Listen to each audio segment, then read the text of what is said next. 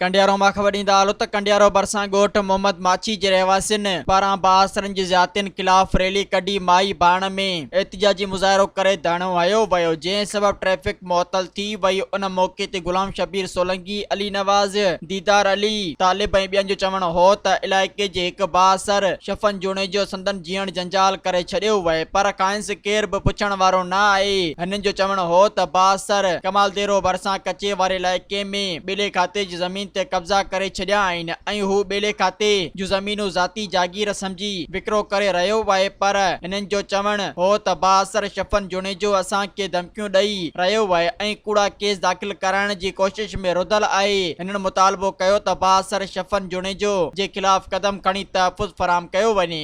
मज़ीद ख़बरनि ऐं तफ़सीलात लाइ विज़िट कयो असांजी वेबसाइट www.awamiNewsHD.com ऐं ॾिसंदा रहो अवामी न्यूज़ HD।